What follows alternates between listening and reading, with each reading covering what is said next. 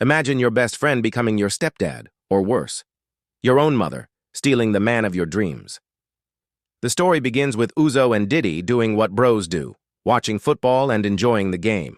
But lurking in the shadows are Chlo, Dike's sister, and her friend Ejna.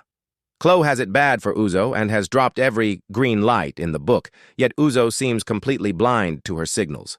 Ejna pushes Chlo to just confess her feelings, even pointing out that she did the same with her own brother, but Chlo refuses, insisting that as the man, Uzzo should be the one to make the move.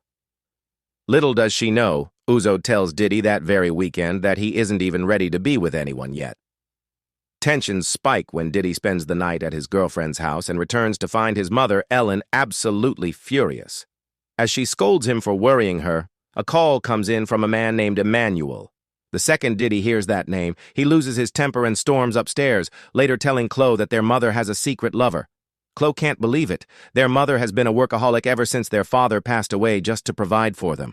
She insists they must just be friends, and even Uzzo tries to calm Dike down, advising him to let his mother make her own decisions as a grown woman.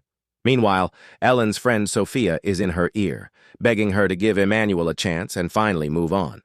But Ellen is heartbroken, claiming her capacity to love died with her husband, and her only focus is her children. When Emmanuel walks in with a romantic gift, Ellen shuts him down immediately, but Emmanuel is a patient man, vowing to wait until she is finally ready. The plot thickens when Ejna corners Uzzo to ask if he's dating Chlo, telling him they're a perfect match. Uzzo's response is a dagger to Chlo's heart. He views her strictly as family because she's his best friend's sister. While Uzzo is drawing lines, Chlo is daydreaming about every moment they've spent together, how he makes her feel safe, happy, and protected. Everything changes on Ellen's birthday. The party is in full swing when Uzzo arrives late with a gift Ellen will never forget, a stunning hand-painted portrait of her.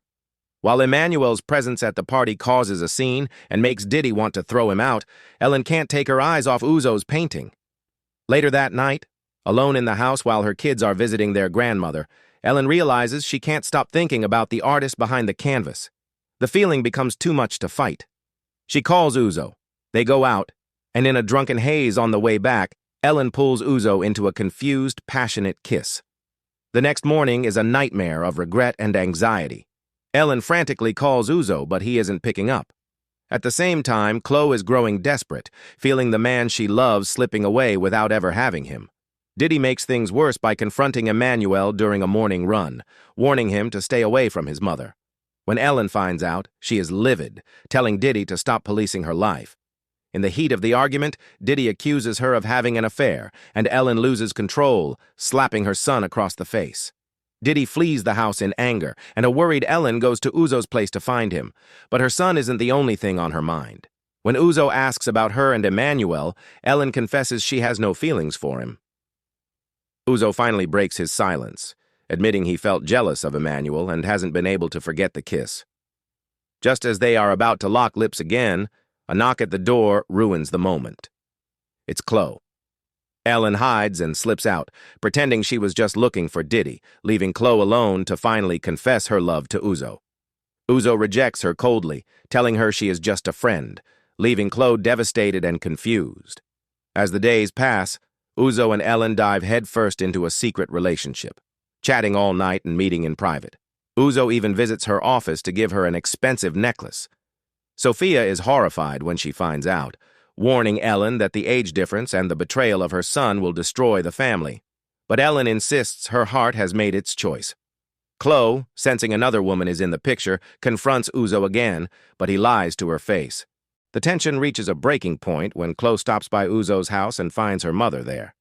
Ellen pretends she's just checking on Dike, but the suspicion is growing. Chlo eventually tells her mother that she thinks Uzzo is seeing someone else, unaware that the someone else is the woman she's talking to.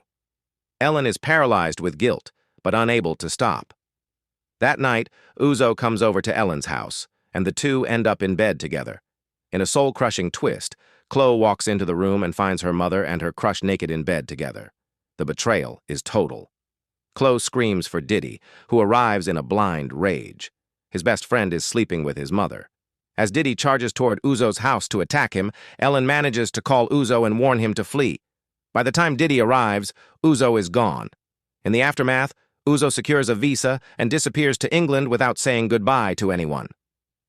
Months of silence pass, as Dike and Chlo refuse to speak to their mother. Eventually, through tears and time, Ellen begs for forgiveness, admitting she was wrong but helpless against her feelings. The children finally forgive her, but the wound never truly heals. The story ends on a haunting note, with Ellen looking at her children and asking the one question that proves she still hasn't moved on. Have any of you seen Uzzo?